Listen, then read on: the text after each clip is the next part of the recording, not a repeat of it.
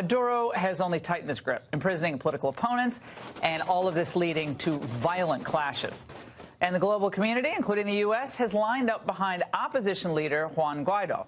Now, despite all that, Congresswoman Ilhan Omar is, well, you guessed it, blaming us. A lot of the policies that we have put in place has kind of helped lead the devastation in Venezuela. And we've sort of set the stage for where we are arriving today. This particular bullying and the use of sanctions. Here now, Secretary of State Mike Pompeo. Mr. Secretary, thank you for being with us tonight. Now, when you hear a member of the House of Representatives put the blame squarely on the, quote, bullies in the United States, what we're seeing tonight in Venezuela, what's your reaction? So the nicest thing I could say is it's unbelievable ignorance. It's just factually wrong. You hit it in your opening, Laura. The problems in Venezuela have been years in the making. It's been a socialist regime, first with Chavez, now with Maduro.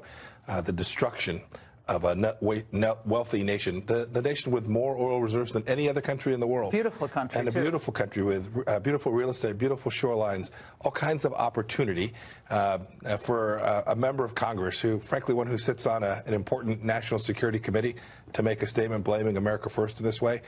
It's not only ignorant, it's disgusting. What can you tell us tonight? Still not a successful transition in Venezuela.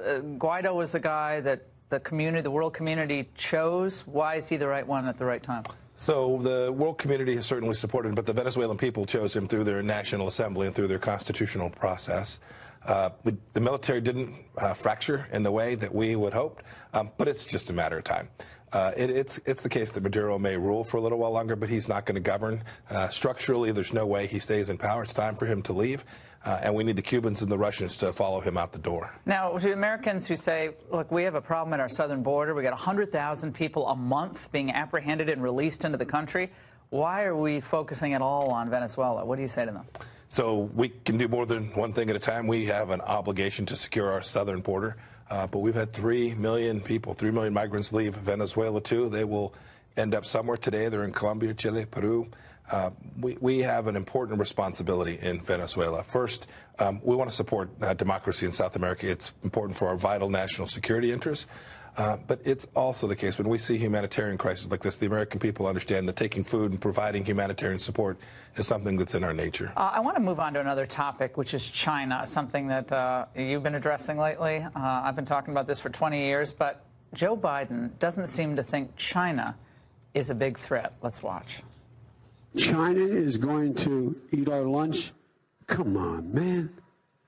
They can't even figure out how to deal with the fact that they have this great division between the China Sea and the mountains in the east. I mean, in the west. I mean, you know, they're not bad folks, but guess what? They're not they're competition for us. I don't even know. I don't personally know what to say about that, but China, not a threat to the United States. What is the truth there? President Trump and our administration has taken the threat from China very, very seriously, very different from what we just heard there. He's leading in the polls. We understand the threat. There's a trade imbalance that President Trump has taken on to try and get fair and reciprocal trade between the United States and China. The fact that the Chinese are working to put their systems in networks all across the world so they can steal your information and my information. How about in American universities? And American universities to feed this information back into their system. You've talked about this. We've talked about a million of their ethnic minorities being held in re-education camps in Jiangxing. This is stuff that is reminiscent of the 1930s. They present a real challenge to the United States, and this administration is prepared to take this on.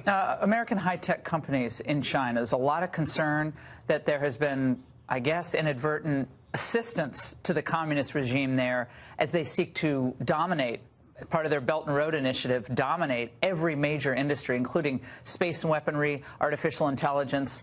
What can you tell us about the concerns about American big tech going to China, setting up shop? We've talked about this, and we've gone out to talk to each of these businesses. Laura, it's true. I think America was slow to recognize this challenge. The previous administration, the Obama administration, just didn't want to touch it.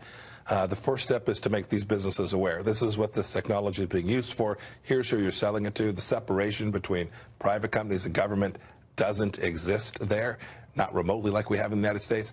And so we've made clear to them that their technology is being used in ways that they may not be aware of, and the impact, not only the impact it has for American national security, but the impact it will have on their business and the business's reputation is very real. And, Mr. Secretary, I also want to get your reaction to something one of your predecessors said last night on MSNBC. Watch.